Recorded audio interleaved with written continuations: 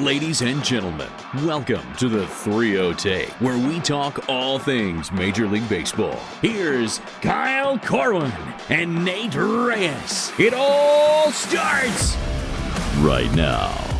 Ooh, welcome back to the THREEOHTAKE presented by SeatGeek. This is episode 378. I'll be your host, Kyle Corwin, and I'm here with my co-host, Nate Reyes. Nate, are we buying today? Are we selling today? What's running through the mind of Nathaniel Reyes? We're selling today. Of course. Were you selling last episode? No, I bought on Patrick Bailey. That's right. Did you watch highlights yet? I Yeah. did. See, you get it now. I mean, we knew he was the real deal in the early going so far. Though. I didn't know he was that. I'm selling today though. This is gonna ruffle some feathers. This is a ruffle sell already. When doesn't Nate ruffle the feathers? It's true. It's kind of an unnecessary ricochet. I'm selling Ohtani's translator. Why does he have to be in every picture? Every picture, every single time. That is kind of an unnecessary ricochet. Relax. Look, I get you're doing your job, but what is this picture that he's with Shohei and Trout about the signed baseball card? Why are you in that? Like, you're here to... Is Ohtani talking during that picture? Do we need your help translating what he's saying? Get out. We don't know who you are. We don't need you in this moment. Get out of pictures. That is kind of funny. What do we do? It's like an epic all-time photo, and you're in that. I'll be honest. I don't even think I realized he was in that. My attention immediately just went to Trout's expression in the picture. I didn't even realize he was sitting there. That's hilarious. Just get out. So unnecessary ricochet. I'm salty. It's Wednesday. It's nighttime. You get salty Nate. So I'm selling. I don't know his name. Do you know his name? Couldn't tell you. They do seem like a package deal though. I will say. But like enough. Yeah. If you don't know what Nate's talking about, there was a picture taken of Trout, Ohtani, and as Nate has alluded to, his translator. They were holding signed cards of the moment in which Ohtani struck out Trout in the WBC. And they both signed the card. They're each holding one. Trout looks a little less enthused than Ohtani, which I thought was funny. But pretty epic moment, pretty epic picture, pretty epic baseball card. Talking about buy or sell, I would certainly buy that if I could afford it. I'm sure it's up for auction right now. I don't even want to know what the current bid is. But yeah, I'm kind of with you. Yeah. I'm kind of with you. He seems like a great dude. Like he's That's part fine. of the Ohtani experience for sure. There's no doubt. But that's cool. I'm kind of with you. That picture seems there. I need to know the backstory before I can completely commit to selling here. But no, picture says 1,000 words, and like the guy taking it, whoever took it, probably was just zoomed in with Shohei and Trout, and then at some point he was like, I gotta zoom out. You're in this too. Why are you in that? Get out. I'm selling you. And now you guys know kind of Nate you're gonna get today. Oh boy, that's fun. Little disclaimer here. You were hearing us. I mean, you're always hearing us in the past because that's true. We're not doing this live, of course, but you're hearing us earlier in the week than you usually do. Similar to, I think, a few weeks ago when I had to go on my last chaperone trip to the Phillies game. We're going to the O's game tomorrow for this little camp I got to chaperone. So it's Wednesday night. So forgive us if anything happens at like 3 a.m. because while we usually record on Thursday afternoons and can maybe get to that 3 a.m. event or occurrence, won't be able to this time. So if anything happens between now and then, just understand that is why. Before we get into the main headline, Michael Lorenzen's no-hitter. We do have a voicemail that I have queued up. Let's see if it works. Hold on. I do got to say. Spy in the Middle East. That's the one that runs the soundboard. Sabotage. Hold on. I got to find this tweet. Was it? Where do you give him a name? Shout out.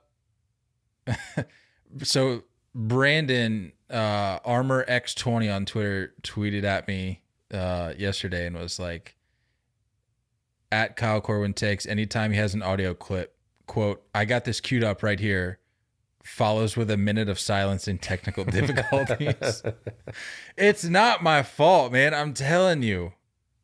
I have to remind you, I'm not controlling the soundboard. It's somebody out in...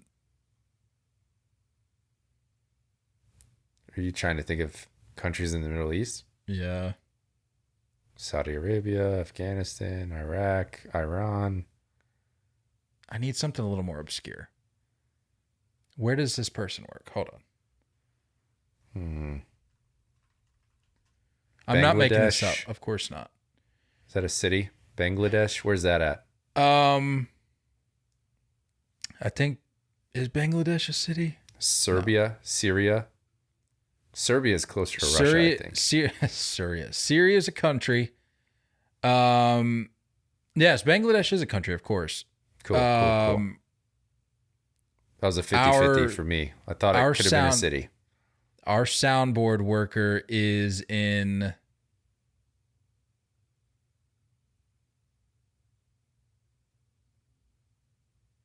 Kuwait. All right. There's a lot going on in Kuwait. So there you have it. Soundboard worker is in Kuwait, so take up any and all issues with technical difficulties with that. With Kurt. With that worker. Kurt from Kuwait. All right, voicemail queued up. Here we go. Hey guys, really enjoying the podcast. Michael Yule here. Miserable White Sox fan. I had a quick question that might be more of a off-season question for you guys, but curious about your thoughts. Out of 3 organizations that had high aspirations but have all fallen flat and had to change direction to a degree, who do you think returns to being competitive in the shortest amount of time? The New York Mets, the Chicago White Sox, or the San Diego Padres? Thanks, guys. Hope you're doing well. Bye. So I know there's probably a lot of people thinking, and I'll admit my mind immediately went to the Padres, but let's hold up a little bit. Because while one may jump to the Padres, why would you jump to the Padres? Because we've talked about this, if you look at that roster, it would lead you to think that they're already succeeding and that they've been succeeding for some time, given the amount of money that they've invested into that team over the last handful of years. Clearly, we've seen with the Mets, currently sort of seen with the Padres right now, that money isn't always the answer. Sure, put your team in a good spot, gives your team at least a chance to win. It's up to the players, certainly, to perform. But I don't know. That's tough. Here's what you're missing. I think what he established in the beginning is that it was teams with higher expectations. Sure. Coming into the year, not necessarily about like their overall past. I think it was specifically entering 2023. We had expectations that they would most likely compete for winning the division. Now they're not. First one to come back. Can we go ahead and say that the Mets' Scherzer quotes are accurate and that they won't be really going for anything next year. They're looking to 25, 26. So I'm going to move the Mets out of the way. The White Sox have a much further road to get to, especially with all these reports coming out of it just being a lawless team up there. So I like by default, I'm going Padres. Not necessarily for any reason outside of the fact that I think they're just closer, and you only have one more year left with Soto. So I'm sure they're going to do stuff in the offseason. I'm sure they're going to add. Yeah, I mean, I agree with you. But to your point about what he was saying about expectations for competing in 2023, while that's true, like that's what he was asking about, the narratives for each of those teams have been relatively the same for the last couple of years. Right. Minimum. I see what you're saying. So like it had the storyline there hasn't changed much. It's like, okay, this team, given the certain division that they're in, a la the White Sox, or given the rosters they have, a la the Mets, Padres, that's been the story for each one of those three. Like they've been in a situation capable of winning their respective division. Yeah. So 2023 to me is no different than 2022, so on and so forth. So long way of saying that. Yes, I'm with you. I think by default I have to go Padres because I've said it before. Know how I feel about the Mets, and like you said with Scherzer's quotes, that's not even me hating. You heard it from the man himself. Yeah. Like they're out for next year. So, and the White Sox have a little bit of a uphill battle for sure. Oh boy, they I don't know. They just took 2 out of 3 from the Yankees, so obviously best team in baseball. Did they take the game tonight?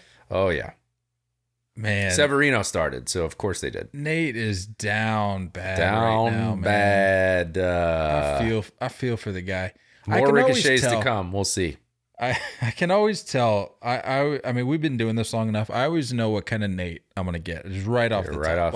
Right off the rip. First 3 seconds. Mm-hmm. I turned the game off, by the way. You turned the game off? Yeah, that's tough. Yeah. After a Yankees bases loaded double play to end the inning in the 8th, and then the White Sox bottom 8 bases loaded double clearing efforts to push the lead to like whatever, I don't even know, 9-2 or something like that, 8-2. Miserable, just miserable. I'm dead inside. So that's tough. Yeah. You know who's not dead inside? Phillies fans. I'm telling you what, man, this team is going to win the World Series. I don't even care. The vibes are at an all-time high in Philly right now. It's unbelievable. You got Trey Turner with back-to-back multi-hit games after the weekend that he just had. You had Nick Castellanos hitting 2 jacks tonight. To get to 200 career. Right, to reach the 200 milestone. The Wes Wilson home run, his first home run in his first major league at bat. You got his dad up in the stands crying. It's inject my veins with Philly vibes. Yes, exactly. I need it. And as I mentioned last episode, as an honorary Phillies fan, which I got to admit, I did think I'd have at least one Phillies fan reach out to me after last episode. Still and be like, nothing, huh? Hey, we'll welcome you with open arms. Still haven't got it. So I'm kind of riding solo here, but it's fine. Like I'll gladly support from a distance. I won't step on any toes here. But I tell you what, man, I've been watching a lot of Phillies baseball lately, and I'm all about it. I am all about it. But all of this certainly trumped by Michael Lorenzen's no-hitter, his second Philly start, first at Citizens Bank Park, making quite the impression. His first start was also extremely dominant. Went 8 innings, 2 earned runs against the Marlins last Thursday. And then obviously tonight's masterpiece. Jokes aside, well, it's sort of in jest, but like he's given us reason to believe that maybe it could be. I mean, could this end up going down as one of the top trade deadline acquisitions?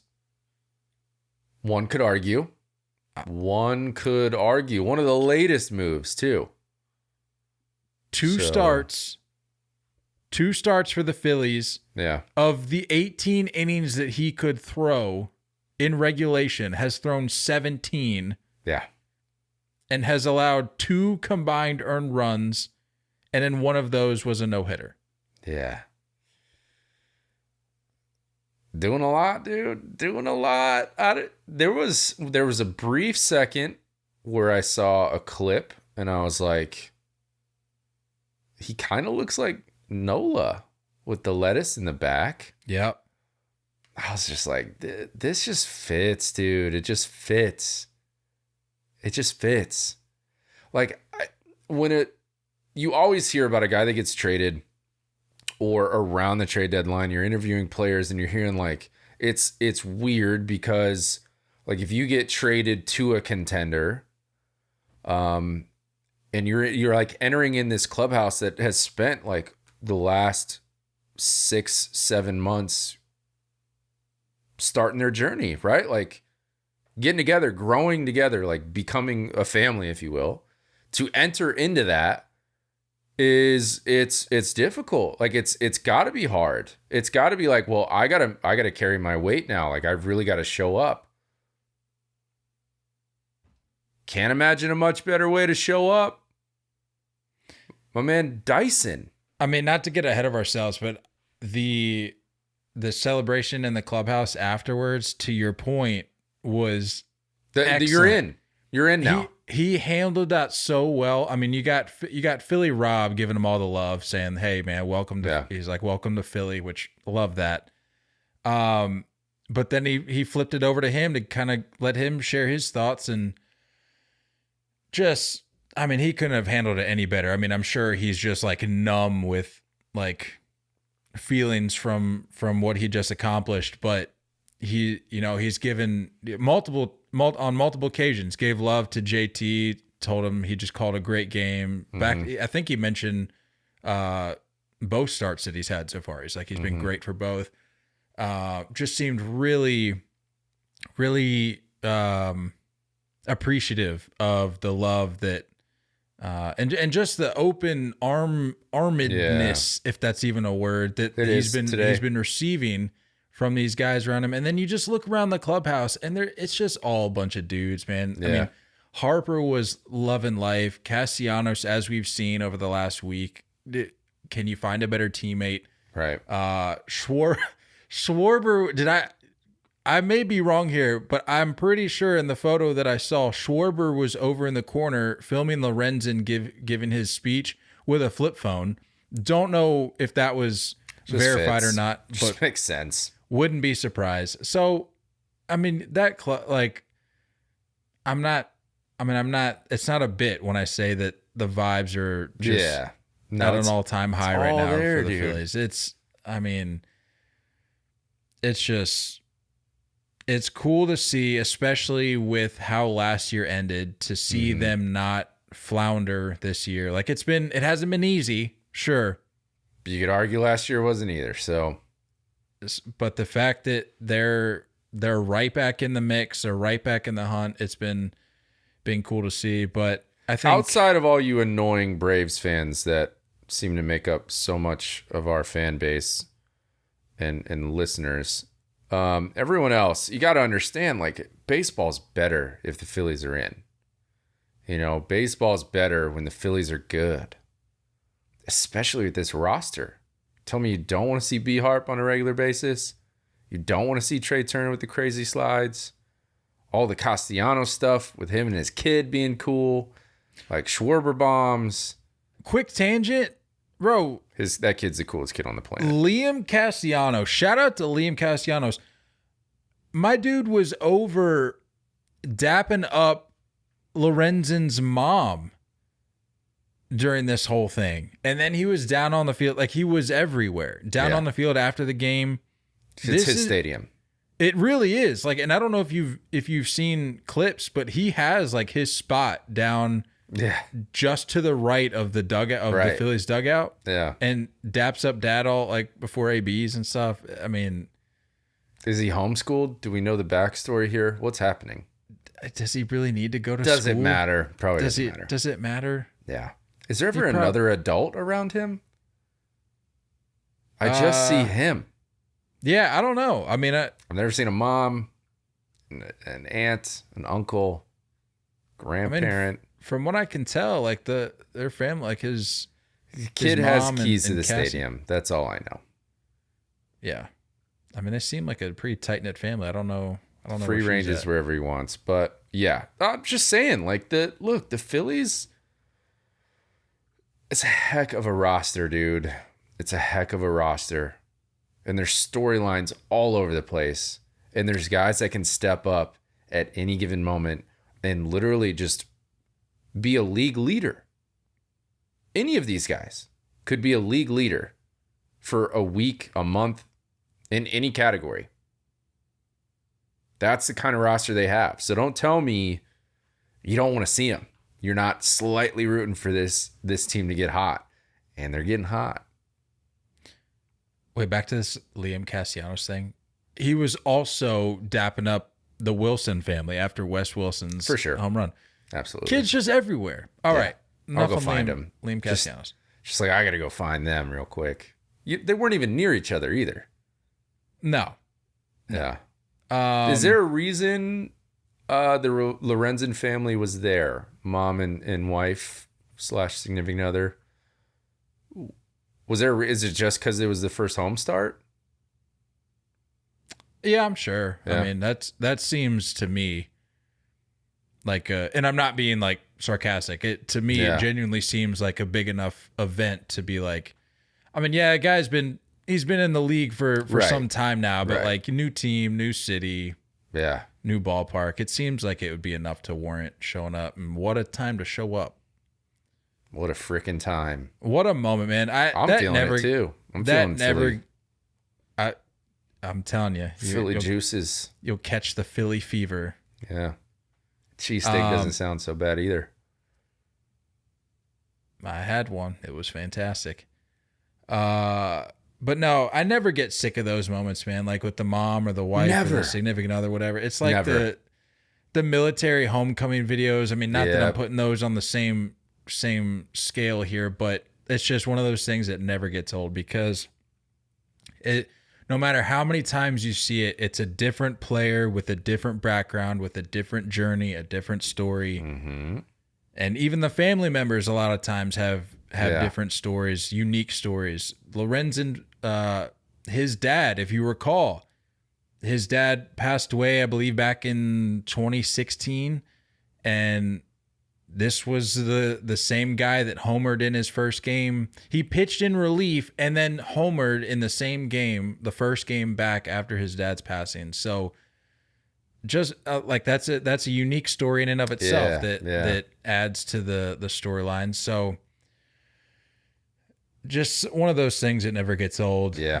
If you're not moved from when the camera shows family members crying and cheering, then you're a robot. You're a robot. Just weeping, man. Like that's because you can't tell me you're not putting your family in that place. Like if you were envisioning your family watching you and like understanding how baseball was so big in our lives, multiply that by, well, another 12 years or whatever for Lorenzen's path. So it's just cool, man. It just doesn't get old. It does not get old.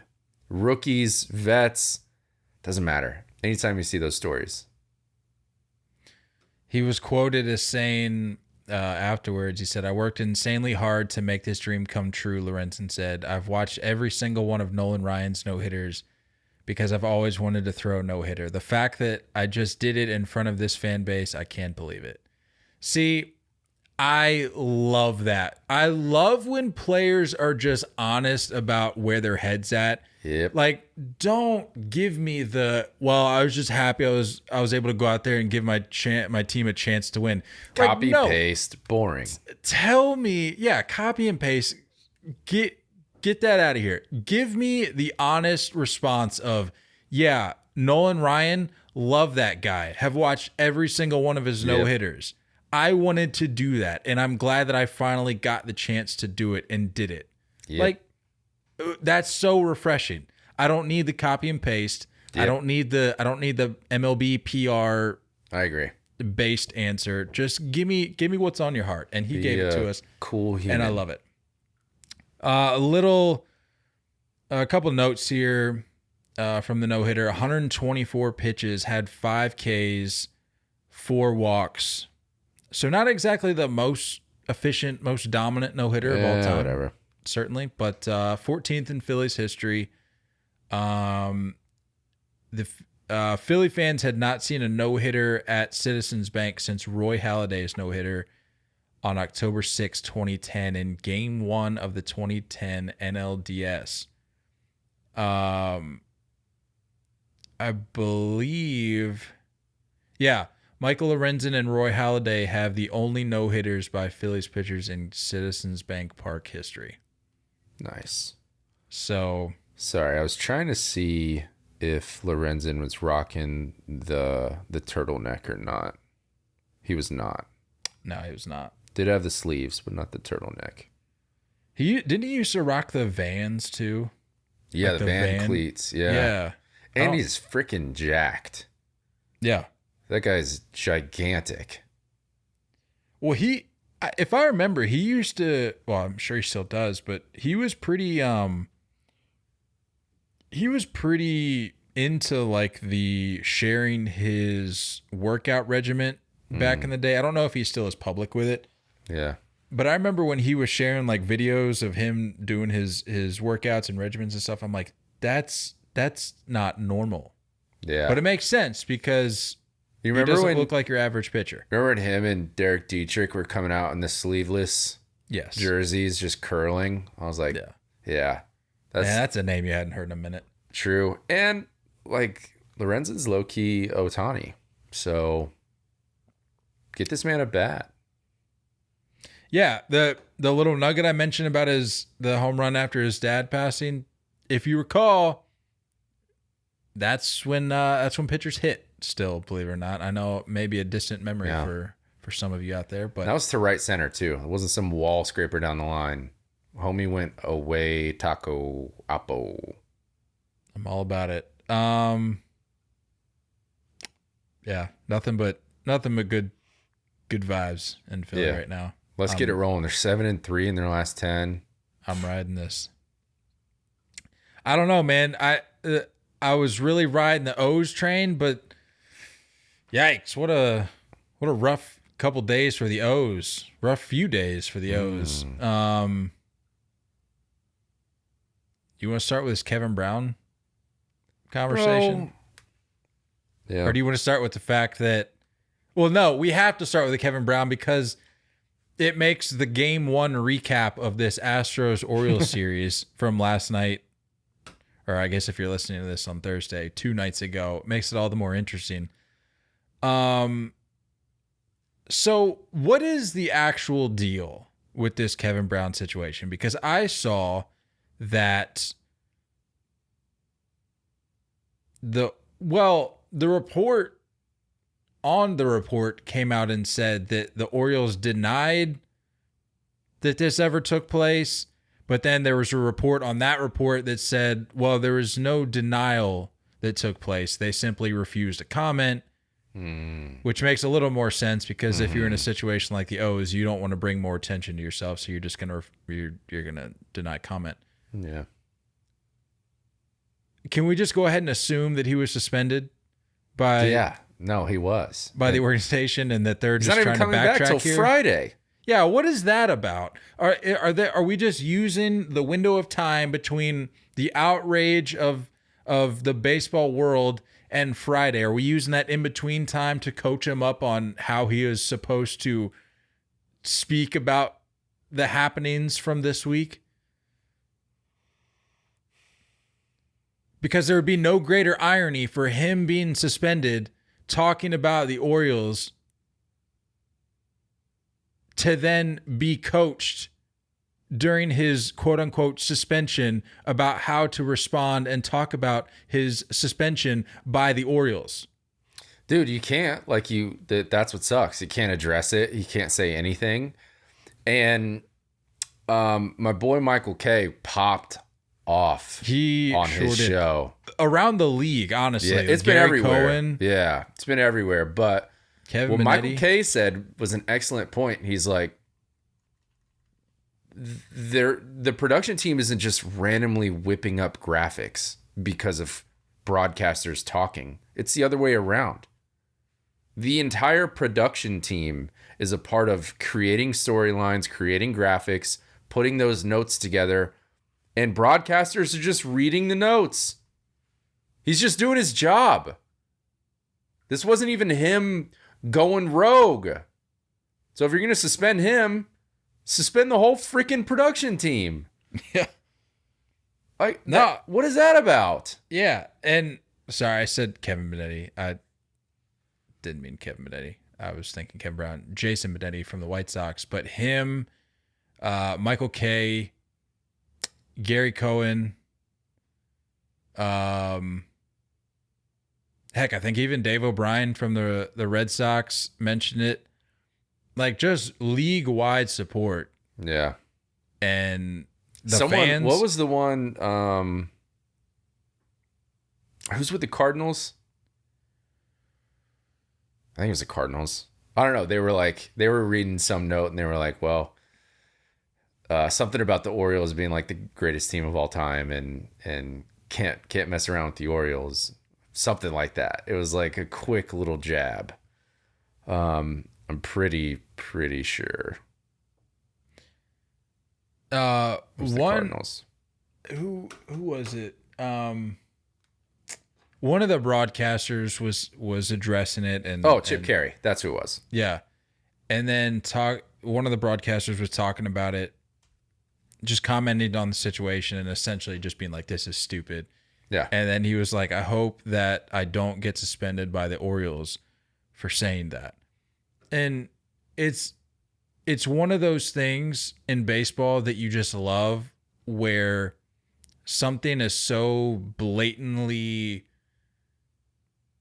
just, for lack of a better word, garbage, dumb, that you have people, it doesn't matter what aspects of the game you're coming from, whether you're a fan, whether you're in the industry, whether you're a higher up, whatever. Everybody just kind of comes together and is like, what are we really doing here? Like, this is a joke. Yeah. And John Angelos, come on, dude. Be better. Recognize that he wasn't even talking poorly about the team. He was using that to set up the point to drive home. If anything, it was a compliment. Playing better this year. Come on. I don't get it. I don't get it. You're right though. I love seeing like there's not a single person. Angelos is on an island on his own. There's not a single person that understands or agrees with what just happened. Like, what a vibe killer. Why did this need to happen? Did you see Kevin Brown chants? Yes. Coming out. Big fan of that. Fan base is tapped. I mean, I guess, like, I agree with you. I'm a fan of it, but like, look how the game ended. First game of this huge, you can say, well, it's a regular season series in August. Sure. But we're talking about a potential ALCS preview. You get game one with the chance. Yeah. But it ends with a go-ahead grand slam from Kyle Tucker off Felix Bautista, ending in a loss for the Orioles. So that AB was insane. That was a heck of an AB. I'll give him that for sure. It's like 6 fouled pitches, like pitches that he fouled off. It was nuts, dude. I mean, that's one of the better ABs of the year without a doubt. But they lose game 1 on a go-ahead grand slam. They lose game 2 tonight, Wednesday, and I don't think it was particularly close. If I recall, it was like 8-2, I believe.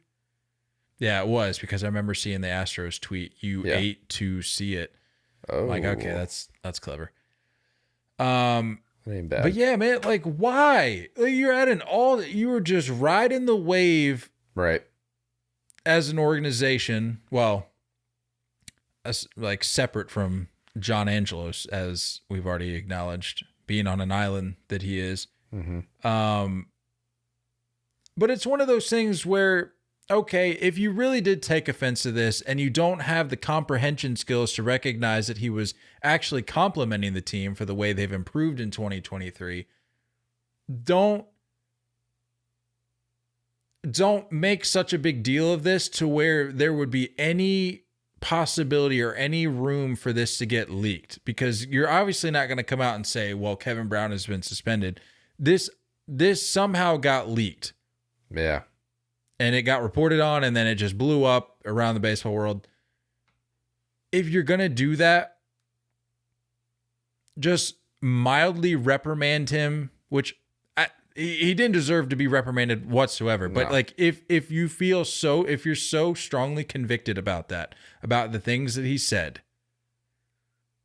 then do it privately. Do it to where... There's other ways to handle it. Just any other way.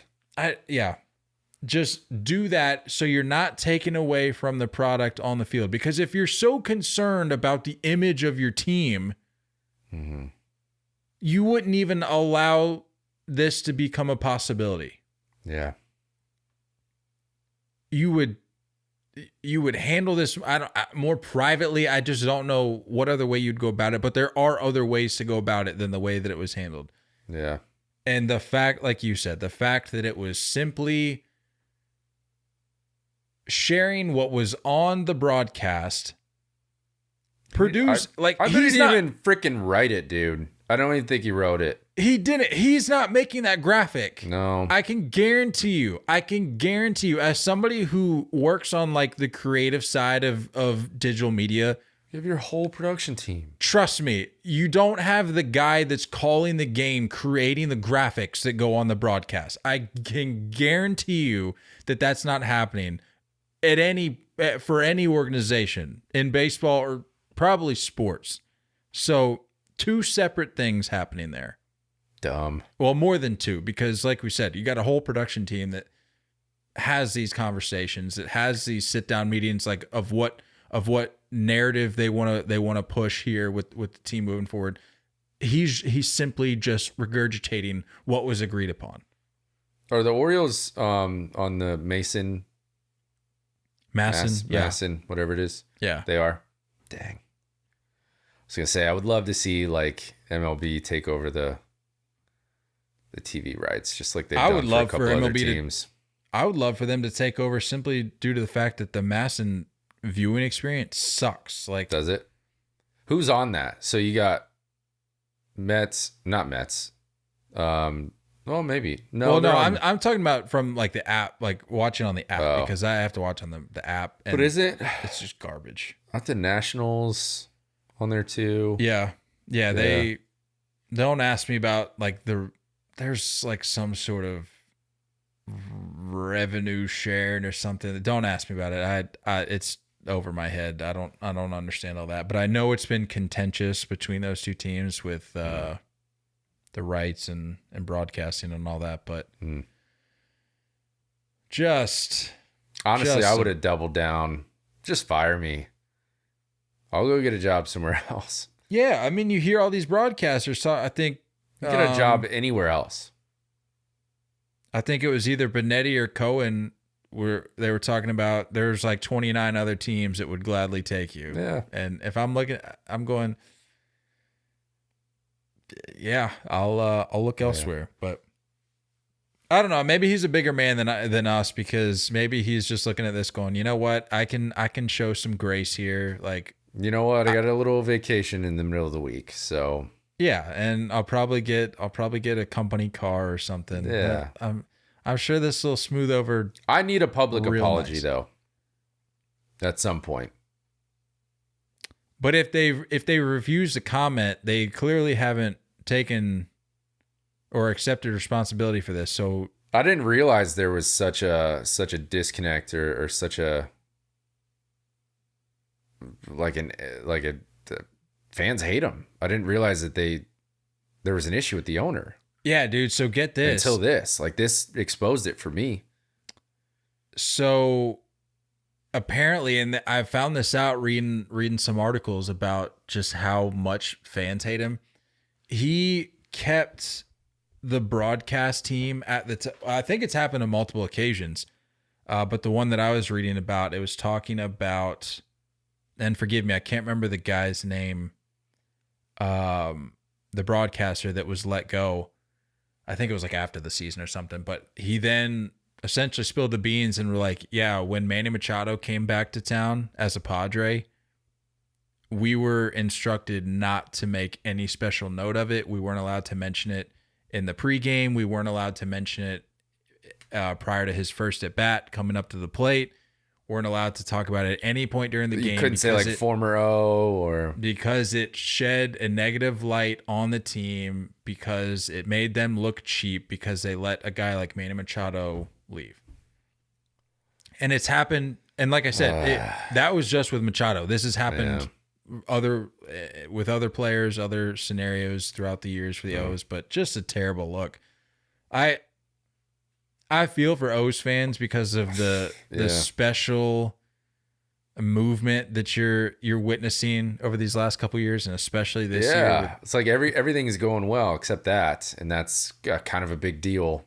You know, that's the head of the snake. So it's kind of rare if you think about it. It is weird. Rarely do you get a team that's so good, that's near or at the top of of baseball. They want them to sell.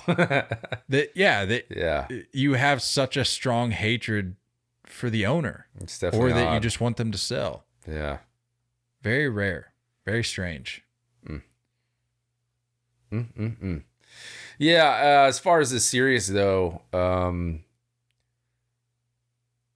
I think there's at a certain point when you're especially coming out of dog days. Then you get after the deadline, you start to see like what this team is going to be and what we're doing. And you may not be watching standings regularly, but you understand where you are in the standings. You have to get to these matchups and be like, I got to be honest, I'm feeling this a little bit more than I am the White Sox series, or, like this has got to get me fired up a little bit more. And they may never admit that. They may never say that. Let's treat every day the same. Just go get a W, blah, blah, blah, blah, right? There has to be this internal, at least if I'm a manager or a coach, be like, we might see these boys in a couple months. So let's use this. One team got a lot better at the deadline and one team didn't do anything. Got some weird stuff happening. Some weird vibes coming in. So, I don't know, dude. All I know is that the Astros have been fairly dormant for most of the season, and they're just cruising along. Everyone's talking about Rangers. Everyone's talking about the O's. Everyone's talking about the Rays. And here they come again. Get pieces added at the deadline, as in like a Hall of Famer added. They got guys coming back off the IL. Jordan, Altuve, like everything's coming together at the right time. And they just went in and will go in for the last day tomorrow, Thursday, in Camden, and just stole your lunch money. I might be witnessing a sweep when I'm there. I don't know. We'll see. That reminds me. Stole your lunch money. I need to check that out. Who we got going tomorrow? Would that be Hunter Brown and Dean Kramer? I saw it earlier. Are you serious? Been cool to get Verlander, huh? Ah, man, I must have just missed him because Didn't he go? Dang. I think his last time out was the Yankees. Yankees, yeah. I think he's got to be due for Friday or Saturday. Gotta be close. Yeah. Dang. All right. Well, Hunter That'd Brown's be cool, cool. though. Hunter Brown's cool. You mentioned the Rays. Some tough news for the Rays. Shane McClanahan potentially done for the year. Another tough break for that rotation. We've seen, dude. Assuming we've seen, and from all reports, it sounds like you can pretty much count on him being on the shelf. Any forearm report, you gotta know. Yeah, I think they said TJ is a possible, and this is the last I've seen. They may have updated it since these reports came out, but apparently Kevin Cash said that TJ is an option, flexor surgery is an option, or a loose body removal. Which is the quick recovery one, I think. But that's quicker, still, I think, yeah. That's still a lot of time. Yeah. Those are among the options. But assuming we've seen the last of McClanahan in 2023, we have now seen McClanahan, Jeffrey Springs, who is out with TJ, done for the year, Drew Rasmussen. He had that internal brace surgery, which I believe is what Trevor Story, who just came back, I believe that's what he had. A what? In elbow ligament internal brace surgery. Sure. Standard procedure. It doesn't sound fun, I can tell you that much. And Shane, is it Baz? Has this ever been Shane Baz? Okay. Yeah. I've heard both, and I just never know who to commit to. Oh, if it's Baz, then just politely tell them no. They're wrong. Yeah. Even if it's Shane Baz telling you it's Shane Baz, just tell him he's wrong. Especially him. Especially him. No. Josh Fleming, he's got left elbow inflammation. He's on a rehab assignment down with the Dirty D Durham Bulls. Shout out, represent. And then Tyler Glasnow has had some hiccups. I think he was scratched on Sunday. Some back spasms. That's no fun. Yeah, so this once mighty rotation has... I don't want to say fallen, because the Rays have this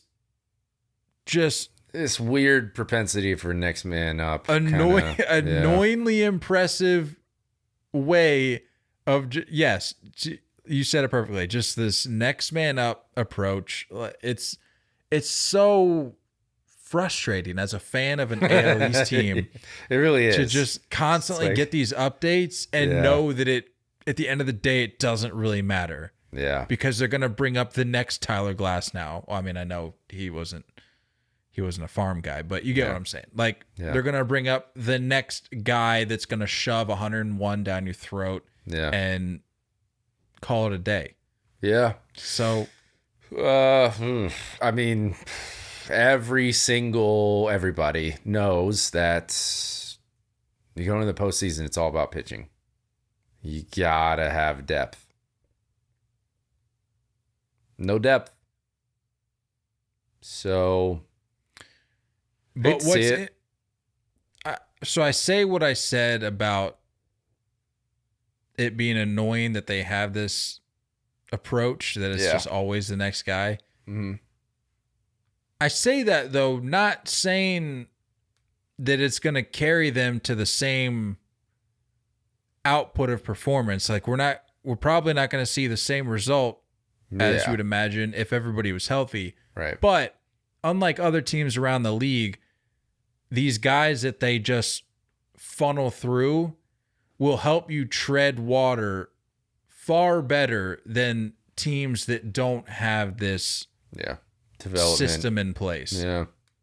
Because a starting rotation like that got dealt, or that would get dealt the blows that this rotation has been dealt, just count them out. But with the Rays, you can't do that because of, like you said, the development that they have with these guys. I'm doing it.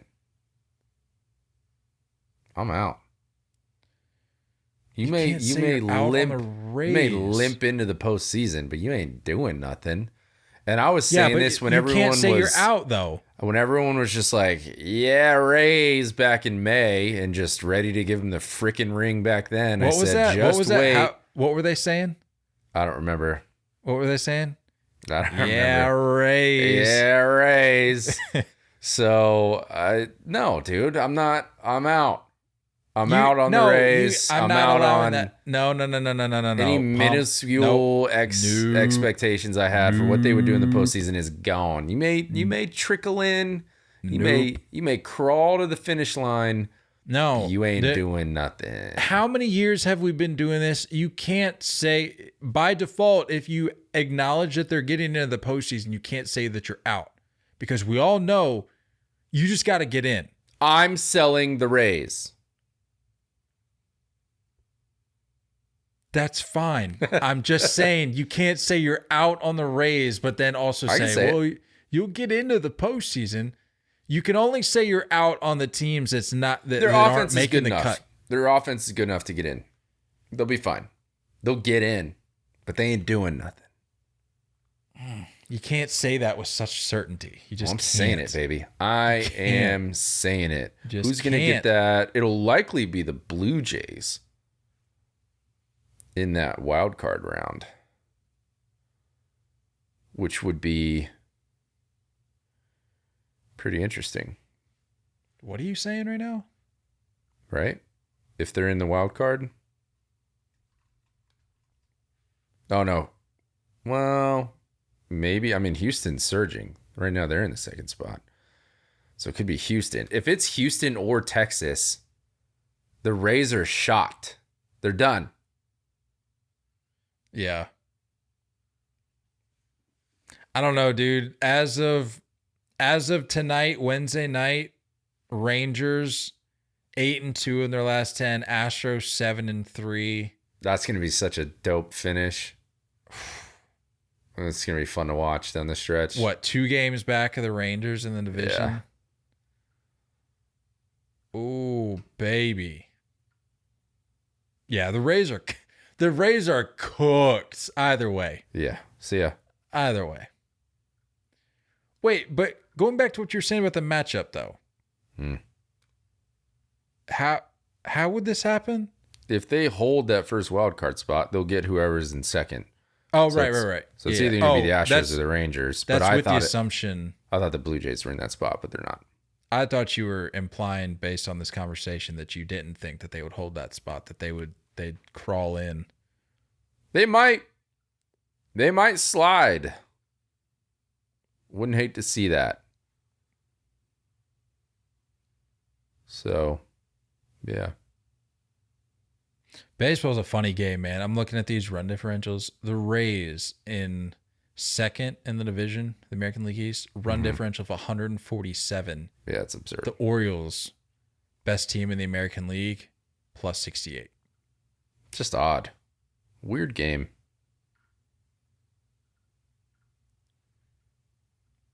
Just insane.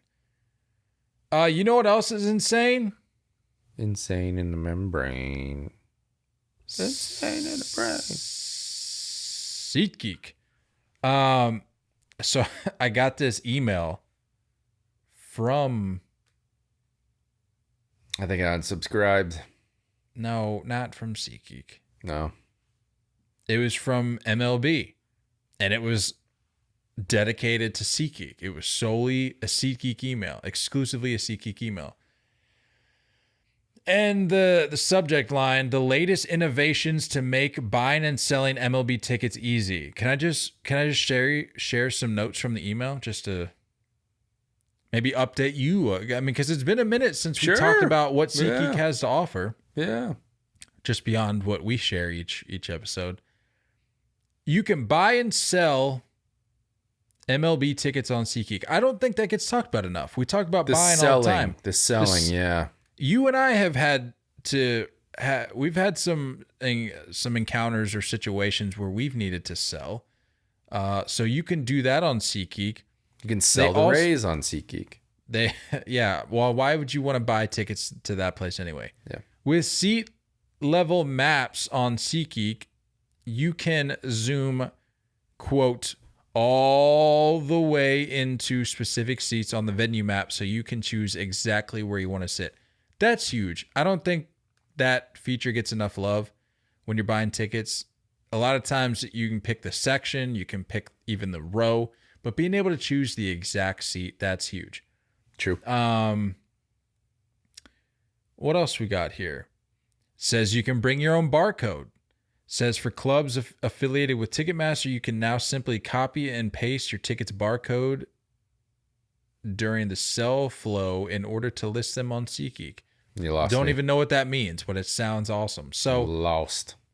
All that to say, as I mentioned last episode, as the official ticket marketplace of Major League Baseball, it's worth exploring, worth checking out, worth using. Sure is. And if you want to do that and you want to save $20, because why wouldn't you? You can use our promo code THREEOHTAKE. That's our social handle at checkout. And you can save that $20 and you can put that towards a pennant, a chicken tender bucket, parking, because we all know that's not cheap. Literally whatever you want. It doesn't even have to be the day game. You can save that $20. You can put it in the bank. You can put it in your investment portfolio, whatever you want to do with it. It's up to you. It's your money. But we can help you save that money if you use our promo code. So I would highly recommend doing that, especially at this point of the year. We're running out of chances to get to baseball games. As I've mentioned before, you can do it for just about anything that has tickets, not just baseball. But you are listening to this podcast, presumably a baseball fan. Use our promo code, save $20. Nailed it. Thank you. Was I transitioning to something? Not that I know of. Just how great SeatGeek was? I'm sure you're gonna pull something out of your rear here, though. Out of left field? No, I don't think. I think that's all I really had. I mean, we got a weekend series to watch. For me, we got the Cubs at the Blue Jays. Game 1, we got Javier Assad versus Jose Barrios. Game 2, this is going to be the one I'm going to try to tune into. Justin Steele versus Chris Bassett.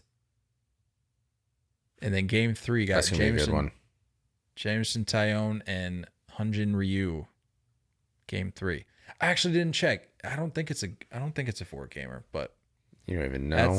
That's a series that I will be checking out. I'm going this kind of interesting. I maybe need to see a little something here. For the record, 3-game series. Cool. Good to know. Jays, Cubs. Go ahead. Padres are coming to town. Maybe I'll go to one of these games. Going to the Diamondbacks, Chase Field. And look, I mean, Padres are so dumb. The NL is so dumb. Where's the accountability? We 4 talked games about this back. before we got a 4 games back? No. We talked 4 games. We talked about this before we got on. I said 4 games under 500. 4 games You need back. to explain. You need to explain joke to the people that you owe them an explanation as to why you're including the Padres in the series to watch when you've already written them off. 'Cause the ridiculous top-heavy NL has made sure that they're still in the conversation. 4 games back at the last wildcard spot, even though they're 4 games under 500.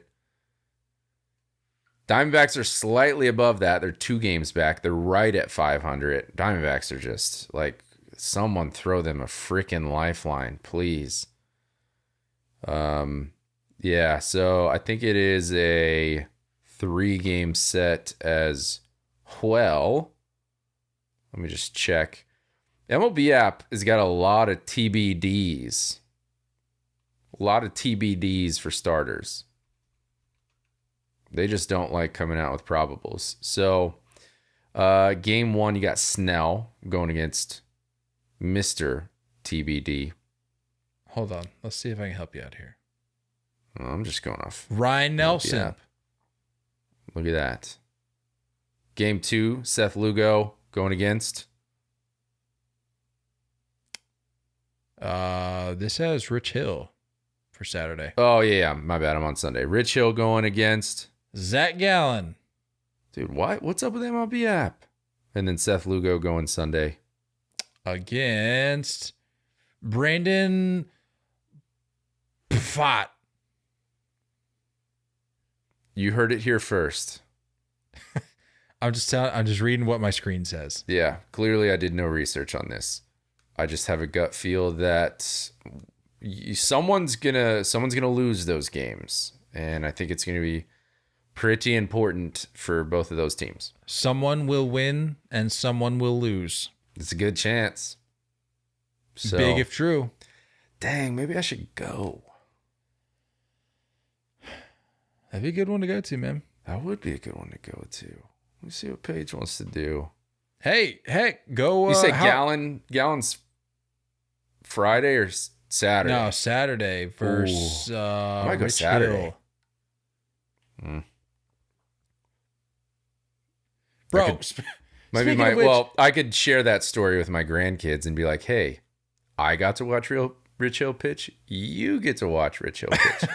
So maybe that could be something that crosses across generations. Are you implying that Rich Hill will be pitching 100%? Absolutely. into his 60s? Speaking of Rich Hill, please tell me you saw that clip. It would have had to have been Sunday Night Baseball, right? Please tell me you saw the clip of them against the Dodgers laying in that absolute slop to Freddie Freeman. Did you see that? It was like the ump cam. Real big. Are you just kidding me, dude? Floating there. What are we doing? Be better, Rich. Come on. I know you're like 60, but you got to bury that a little better. You can't be throwing that slop to Freddie Freeman. He was one of the best in the game. What was that? I saw something that Freddie, I don't know if it's still going or not, but he was hitting like over 500 for like a 15 or 20 game stretch or something. Bro. I'm not even surprised. What a nut job. I love just flip-flopping on the Freddie Freeman, Matt Olson conversation. Yeah. I get people so worked up. They're like, don't even pretend that Freddie Freeman's better than Matt Olson. I'm like, hey, no, you're right. You're right. And then I just flip-flop and then get Braves fans worked up. And then get Dodgers fans worked up. They're so easy. Braves fans haven't been in this position long enough to have a thick skin. You know what I mean? This is all new territory for them. A little dynasty that they're working on. This fan base is not used to this. Yeah, they haven't been in this point in a while where they're a legitimate World Series threat. Like, okay, yeah, you win some divisions here and there. You were never like a legitimate. We're talking like caliber of team that you are right now. You haven't had this for very long. They need to get a little bit thicker skin. Let's clean it up down there. Freddie should not be hurting your feelings this much. Come on now. It's almost comparable. It's almost to the level of Nats fans with Bryce Harper. Yeah, it's 2023. We can let it go. You have since won a World Series. Yeah, if you're so over it with Matt Olson 4 years ago, he's better anyway. Then why are we still talking about this? For the record, I'm taking Freddie Freeman. Yeah. All around, yeah. I'll die on that hill. Yeah, come at me. I'll die on it with you. I'm going to wake up to some angry text messages, I think. Oh, no doubt. We got anything else? Not that I can think of. For me, kind of sad news. If you guys have been following, as we close out here, if you've been following the news, which admittedly, I don't think it got the coverage it deserved, but because it's not the news that you're hearing this stuff from. Yeah, the fires out in Maui just engulfing western and I think part of southern Maui. It's just tough to see, man, because I was out there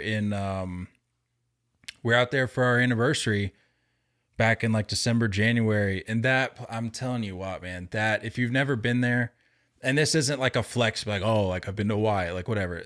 We were just fortunate enough, we were blessed, we had the resources to be able to take a trip out there. And the place, I'm telling you what, it's got to be one of the most incredible places on the planet Earth. Like, that is a magical place. The people out there are incredible. The food, just the experience, it's one of the most beautiful places I've ever been to, that I've ever had the fortune of experiencing, and just seeing all of it literally wiped away. Like I was there. We were literally on, like, this hat that I'm actually wearing. I got on the street that's probably featured in the majority of these pictures that are being spread around as this news continues to grow. And the shops there, the restaurants, the homes, everything just wiped away. Yeah. And it's tough to see, man. It's hard to see a place so incredibly beautiful and just vibrant and such a destination for people to want to go to, just because of how beautiful it is, and the food and the people and all that, to just see that completely wiped off the map. It's tough to see. So sending out our best, certainly, to the people of Maui and beyond that have been affected by it. You hope hate to MLB see it. gets involved. I hope they do a little something, even if it's just like a pop the number up on the screen during games, or moment of silence, or something. I mean, like, this, it's one of our states, man. Like, we got to remember that, like, this is our country too, and it's happening to all of us. And yeah, you're right, and definitely tough to all the families that, I mean, because all those shops and all those places are run by native families that have probably been there for generations. And yeah, I hope something gets put out to where everybody can just pitch in and help. Sad stuff, though. Yeah, sad to see, but I saw a lot of place underwater. How did that happen? Well, from what I saw, it was that the place was just engulfed with fires and just everything. I saw this TikTok of it sounded like one of the families that lived there, like they're like rowing on a boat and all the water is like up to the rooftops. And then there's fires like in the background and stuff. Yeah. Like, it's just, I don't know. It was just complete chaos. Mayhem.